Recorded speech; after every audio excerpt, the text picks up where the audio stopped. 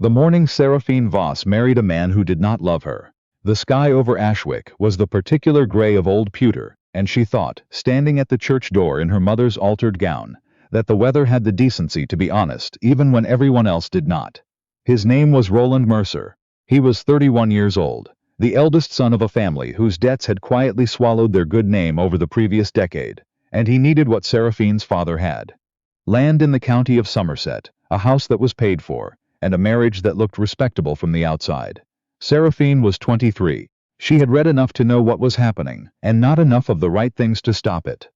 Her father had called it a practical arrangement. Her mother had called it a good match.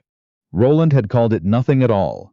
He had simply looked at her across the parlor on the occasion of their third meeting, nodded once as if confirming something he had already decided, and that had been the end of the courtship and the beginning of everything else. She had not been in love with him. She wanted to be honest about that.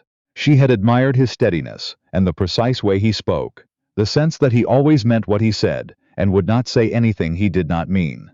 She had thought those were good qualities in a husband. She had been young enough to believe that admiration could become something warmer over time, given patience and proximity and two people who were trying. Roland was not trying. She understood that fully by the second winter, though she had suspected it much earlier. He was not unkind in any obvious way. He did not raise his voice. He did not ignore her at table or refuse her in public. But there was a quality to his attention that reminded her of a ledger being kept. He looked at her the way a man looks at a column of figures that are acceptable, but not particularly interesting. Something to be maintained rather than engaged with, and after a while Seraphine stopped waiting for him to see her differently, and began to simply observe what was actually there. What was there was a man who called her capable when his friends asked about her, who said she managed the house well, who, at a dinner party in their second year of marriage, had been asked by his old university acquaintance whether it was difficult, being so occupied with the estate, and had said, with the particular ease of a man who does not register what he is saying until it is already said, "It would be, if I didn't have Seraphine to manage the domestic side. Though I'll confess she's more work than the property, some days." The table had laughed. She had laughed too, because the alternative was to sit very still with her hands in her lap, and let them all see what that sentence had done, and she was not willing to do that. She had lifted her wine glass and smiled at the man across from her, and she had kept the smile in place for the rest of the evening, and when they drove home in the dark, she had looked out the carriage window at the passing fields and said nothing at all. Roland had not mentioned it. She was not sure whether he had forgotten, or had never understood why there was anything to mention. That uncertainty was, she eventually decided, the more accurate answer. There was a woman in the village called Mrs. Trent who ran the lending library out of her front room on Thursday afternoons, and Seraphine began going there on the pretext of returning books. She returned books. She also sat at the little table by the window and talked with Mrs. Trent about the kind of things women talk about when they are certain no one of consequence is listening. Whether patience was a virtue or simply a habit that certain people depended on you having, whether wanting more than what was offered to you made you ungrateful, or simply honest about the shape of your own life. Mrs. Trent had been married twice, was widowed once and divorced once, and had the particular air of a woman who had stopped apologizing for taking up space. "You're very composed, Mrs. Mercer," she said one afternoon, not unkindly. "I've had practice," Seraphine said. She did not cry about it. That felt important to say. She did not spend evenings weeping into her pillow or writing letters she would never send. She thought about it the way you think about a small persistent pain that you've learned to work around. Not dramatic, not consuming, simply present. She cooked the menus Roland preferred. She organized the household accounts with a precision that left nothing to question. She wrote to her younger sister Beatrice in Bath every fortnight, and described the house and the garden and the weather, and said almost nothing about the marriage, because there was nothing dramatic to say. The absence of love was not a crisis. It was simply a cold draft that moved through certain rooms and could not be fully sealed out, no matter how you tried. The thing that changed everything was not dramatic either. It came on a Wednesday in late October, when Roland had a dinner in town with men she had never met, and Seraphine spent the evening in the library going through the older correspondence files, because the estate manager, a careful man named Mr. Blythe, had asked her to locate a particular letter regarding a drainage dispute from 4 years previous. She found the letter. She also found, tucked into the back of a ledger that must have come with the house when Roland purchased it, a collection of papers belonging to a man named Roland Voss, her father's distant cousin, a man she had met once as a child and remembered primarily as the source of a very good pear tart at a summer gathering. The papers were legal documents, estate transfers, and among them was a letter in her father's handwriting addressed to Seraphine herself. She sat with it in her hands for a long time before she opened it. Her father had written it 3 months before her marriage, by which point the arrangement with Roland had already been settled. He had written it and sealed it and, she understood now, had somehow passed it to Roland Voss, who had placed it, intentionally or otherwise, in the ledger that had traveled with the house. The letter was not long. Her father was not a man who used many words when fewer would do. He had written that he was sorry, not for the marriage itself. He still believed Roland Mercer was a steady and capable man, but for the shape of the arrangement, for having prioritized the stability of the estate over asking Seraphine what she wanted. He wrote that he had watched her in the weeks between the engagement and the wedding, and had seen something in her face that he could not name, but that he recognized from looking in mirrors at certain points in his own life. He wrote that whatever happened, she was not required to make herself smaller to fit the space someone else had assigned her. He wrote that he loved her very much, and that he hoped she would find her way to something true. He had died of a fever 14 months after her wedding. She had not known this letter existed. She read it 4 times. Then she folded it very carefully along its original creases and put it in the inside pocket of her jacket, close to her ribs, and sat in the library for a long time while the fire burned down. She was 26 years old, and she had been trying, in a quiet and methodical way, to want less than she wanted, and it had not been working. She could see now that it had never been going to work. You could not successfully convince yourself to want less. You could only postpone the moment of reckoning, and this, she understood, sitting in the cooling library with her father's letter pressed against her chest, was that moment. She did not make any decisions that night. She went to bed when Roland came home, and she said goodnight in the dark, and she lay awake for a long time listening to the house settle. What she decided in the weeks that followed was not to leave. Not yet, and perhaps not ever. That was not precisely the point. What she decided was to stop performing a version of the marriage that did not exist. She had been filling in a shape with her own effort, smoothing over the gaps, making it look like a partnership from the outside, in the same way you make a room look warm, by placing lamps at the right angles. She would stop doing that. She would be exactly what was actually there and nothing more. The first thing she stopped doing was attending Roland's social engagements, with the kind of animated interest she had been manufacturing for 3 years. She went because refusing to go would have required explanations she was not prepared to give. But she spoke plainly and moved through the rooms without performing cheerfulness, and came home without apologizing for having been quiet. Roland noticed, she could tell. But he did not ask, because asking would have required him to acknowledge that there had been something to notice in the first place. The second thing she did was write to her sister and tell the truth. Beatrice came to visit in November. She was 20, recently engaged to a man she had known since childhood, and was clearly in love with. And she sat across from Seraphine at the kitchen table. Not the dining room, the kitchen, where they had always done their most honest talking, and listened without interrupting for a long time. "What do you need?" Beatrice asked when Seraphine had finished. "I don't know yet," Seraphine said. "That's a fair answer. I think I need to know what I'm capable of," Seraphine said slowly, turning her teacup in both hands. "Not what I'm capable of enduring. What I'm capable of doing." There was a farm at the eastern edge of the Mercer property that had been mismanaged for years. The previous tenant had left it in poor condition, and Roland had been intending to deal with it for 2 seasons without doing so. Seraphine went to look at it herself one morning in December, with Mr. Blythe, and stood in the yard looking at the fence that needed replacing and the roof of the barn that had begun to bow, and asked Blythe very specific questions about what it would take to make the place viable again.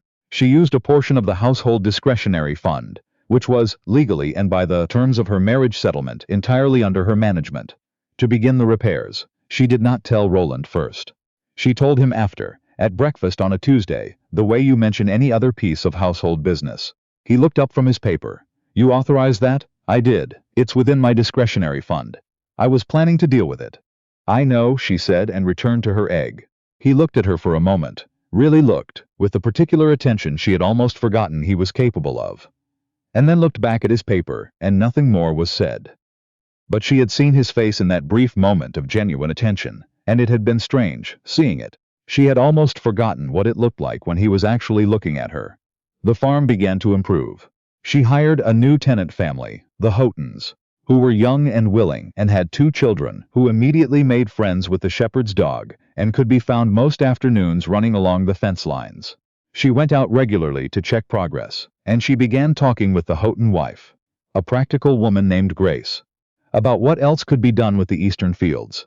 It was the most interested she had been in anything in several years, and she was aware of that, aware of the small startling warmth of it, the way it reminded her of who she had been, before she had gotten so busy being careful. Roland said nothing about it, and then he said something. It was at another dinner, March of the following year, the same set of acquaintances, and their wives in the drawing room after the meal, and someone had mentioned the eastern farm, had seen the work being done from the road, and asked Roland about it. Roland had started to say something about tenancy, and then he had stopped, and then he had said, with a slight pause that she heard across the room, "That's Seraphine's project. She's been managing it directly." There was a small silence. "Is that so?" said the man's wife, who was looking at Seraphine with the first genuine interest any of them had shown her in memory. "It is," Roland said, and there was something in his voice she could not precisely identify. She did not look at him. She continued her conversation with the woman beside her, about the relative merits of early planting. But she heard him, and she filed the moment away, and she thought about it later in the dark of their room while he was asleep. The third thing that happened was the letter from the solicitor in London. Her father's estate had included a small property, a cottage in Dorset she had not known about. The kind of thing that gets overlooked in the administrative grief of someone dying. And the solicitor had finally located all the relevant documentation, and written to inform her that the property, under the terms of her father's will, was hers outright. Not Roland's. Hers, a cottage with a garden and a view of the coast and a rental income modest enough to live on simply and sufficient enough to live on. She read the letter in the garden because the post had come while she was outside. She stood there for a long time, with the letter in her hand and the March wind moving through the hedges. And she felt something she had not expected. Not excitement exactly, and not relief, though it was something in the family of both. It was more like the feeling of a window being opened in a room that had been closed for too long. The air was cold, but it was air. She did not tell Roland that day or the next. She needed to know what she thought about it first, independent of what he would say or how he would respond, or what it would mean for them. She walked to the lending library and sat with Mrs. Trent and told her about the cottage, and Mrs. Trent made tea and listened, and said, "What would you do, if you could do anything?" And Seraphine, who had not allowed herself to think in those terms for years, discovered that she had an answer. She would take the cottage for a season, alone. Not as a separation, not as a declaration, but as a, she searched for the word, a demonstration, to herself more than to anyone else, a proof that she could exist in a space of her own making and find it livable. She told Roland on a Sunday evening in April. He was at his desk when she came in, working through correspondence, and he looked up with the mild attention he gave most things she said to him, and she told him plainly. She was going to the Dorset cottage for the spring and into early summer. She would return in August. She was not asking his permission, because it was her property and her choice. But she was telling him in advance because they were married, and he deserved to know her intentions. He said nothing for long enough that she wondered if he had heard. Then he said, "Why?" It was, she thought, the most direct thing he had asked her in 3 years of marriage. "Because I need to know who I am outside of this house," she said. He looked at her, not the ledger look. Something else. Something that had more effort in it, more uncertainty, and she thought he might say something that would require her to revise her understanding of him. But instead he looked back down at his desk and said, She left on a Thursday in late April. Mr. Blythe would manage the estate while she was gone. She had left everything in order, more in order than it had been when she arrived 3 years earlier, and she drove out of the gate in the early morning while the mist was still low over the fields and did not look back, not because she was making a dramatic point, but because there was nothing in that direction she hadn't already fully seen. The cottage was small and damp, and the garden was completely overgrown, and she loved it the way you love. Something that asks nothing of you but work. She spent the first week clearing the garden. She wrote to Beatrice every few days, real letters, not the careful curated versions she had been sending for years. She cooked simple things for herself, and sat in the evenings, with books she had been meaning to read and no one's preferences to consider. She slept deeply, and woke early, and did not once, in the first month, feel the particular tension she had come to associate with getting through a day in a house where she was regarded as a capable fixture. She also, in the evenings after the light changed, began to write. Not her story, not yet, perhaps not ever, but something she had been turning over in her mind for years. Observations about land management and what happened to rural properties when the personal ambitions of estate owners were allowed to override the welfare of the tenants who actually worked them. She had seen it on the Mercer land before she had intervened. She had seen it on neighboring properties. It was the kind of thing women who managed households were assumed not to notice and were never asked about. She wrote 6 pieces that spring. She sent them to a journal under initials and received 2 acceptances by the end of May. She did not tell Roland about that either, but she thought about him sometimes, in the way you think about a situation you are no longer inside of but have not yet resolved. She thought about that moment at the dinner when he had looked at her with something other than the ledger look. She thought about the morning he had found out about the farm repairs, and she had seen his face change in that small, involuntary way. She did not know what it meant.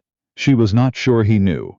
He wrote to her in June. 1 letter, not long. He said that the Houghton farm was doing well, and Mr. Blythe had given him a detailed update. He said that the weather had been poor, but the early crops were coming. He said that the house was. He had crossed out a word and written another. She could see the place where the paper was slightly darker, quieter than he'd expected. He asked how she was. She read it twice. Then she wrote back. A letter of perhaps the same length, equally plain-spoken, equally impersonal, about the cottage and the garden and the journal pieces, without mentioning their acceptance, about the village and a woman she had become acquainted with, who kept goats and had opinions about everything, about the way the coast looked at dusk. She did not write about how she felt. She was not ready to do that, and was not sure he was equipped to receive it. He wrote again in July. The letter was slightly longer. He said, spoken with Aldrin Voss at a county meeting, and Voss had mentioned that the letter, he knew about the letter, someone must have told him, had been placed in the ledger intentionally by Seraphine's father at Voss House before the wedding, with the intention that it be included with the estate documents when the property eventually changed hands. He wrote, I am sorry you received it the way you did. I should have made sure you had more of your father's things from the beginning. I understand now that I failed to consider what that period was like for you. She sat with that letter in the garden in the evening light for a long time. He had never apologized for anything before. Not in 3 years. Not for the dinner comment or the ledger look or the years of being regarded as a competent inconvenience. She did not know if this apology was proportionate. She was not sure proportion was the right measure. She thought about what Mrs. Trent had said once, that an apology doesn't fix anything, but it tells you something about whether a person has decided to look at what they've done. She wrote back that she appreciated him telling her. He came to the cottage at the end of July. She had not invited him, and he had not asked, but he wrote that he would like to come if she was willing, and she had written back that she was willing. And he arrived on a Saturday afternoon in a carriage she recognized, with a bag that suggested he planned to stay no longer than a few days, and a look on his face she had never seen before. She was in the garden when he came through the gate, and she let him stand for a moment in the small yard while she finished what she was doing, and then she straightened and looked at him. He looked, she thought, like a man who had been sitting with something uncomfortable for several months and had decided to stop waiting for it to resolve itself. You look well, he said. I am well, she said, and meant it entirely. She made tea. They sat at the kitchen table, not the drawing room, not the formal arrangement that had governed their life at Mercer Hall. The kitchen table in a small damp cottage, with a garden full of things she had grown herself. And he talked, really talked, in a way she had not heard from him in 3 years of marriage, and had wondered if he was capable of. He told her that he had walked through the eastern farm with Mr. Blythe the previous week, and had stood in the yard, and understood, looking at what she had built there, that he had spent their marriage treating her management as a service and not seeing her. He said that in the weeks after she left, he had tried to locate the version of the household that existed before she was in it, and had discovered that it didn't exist anymore. That she had changed everything quietly over 3 years, without his ever having noticed or acknowledged it, and that the absence of her was not simply inconvenient, it was. He stopped there, turned his cup in his hands the way she turned cups when she was thinking. It was the absence of the person he had been, without knowing it, most interested in. She did not say anything for a moment. That is the most you have said to me in 3 years, she said finally. I know, he said. You said I was more work than the property. At the Whitmore dinner, in front of 7 people, he looked at her steadily. "I know," I laughed, she said. "Because the other option was letting them see what it had done." "I should have understood that at the time," he said. "I didn't. I understand it now." She looked at him for a long time. He did not look away. She was not ready to forgive everything, and she told him so plainly, because she had spent 3 years not saying things plainly, and it had not served either of them. She told him that she would come home in August as she had planned, and she would continue managing her own accounts, and the Eastern farm and her writing. And she needed those things to remain hers without discussion or permission. And she needed him to speak to her as a person who was there in the room, and not a notation in a domestic ledger. She told him she did not know what they would be to each other. That was something that would have to be discovered rather than decided. But she was willing to discover it, if he was. He said yes, without the ledger look. Something more open than that. He stayed 3 days. They walked along the coastal path in the mornings, and he was quieter than he usually was, and she talked more than she usually did. About the journal pieces and the Houghton children, and the goat woman and her father's letter, and the particular feeling of the first week in the cottage. She had been so tired she had slept 12 hours 2 nights. Running, and had woken both mornings feeling, for the first time in a long time, like the shape of her own life. On the last morning he stood in the garden before the carriage came and looked at the beds she had cleared and planted. "You built all of this," he said. "I did," she said. He looked at her the way she had wanted him to look at her for 3 years, with actual attention, with something that registered weight. "I should have been paying attention," he said. She didn't answer that. The answer was yes, and he already knew it, and repeating it would not add anything. The carriage came. He kissed her hand at the gate, which was formal, but his grip was not formal, and she stood in the lane after he drove away and looked at the September fields and thought about what her father had written. That she was not required to make herself smaller to fit the space someone else had assigned her. She was not sure, 3 years in, whether she had succeeded at a marriage or simply survived one. But she had found, in the clearing of the garden and the writing in the evenings, and the letters with Beatrice, and the kitchen table conversations that had replaced the careful performances of the dining room, a version of herself that was worth returning to. That felt like something. It felt, in fact, like the necessary thing. She went back inside. The garden was good, the light was good. In a few weeks she would return to Mercer Hall, to Roland and to the house and to the life that was improbably and not without difficulty still being built. She was not afraid of it. That was new.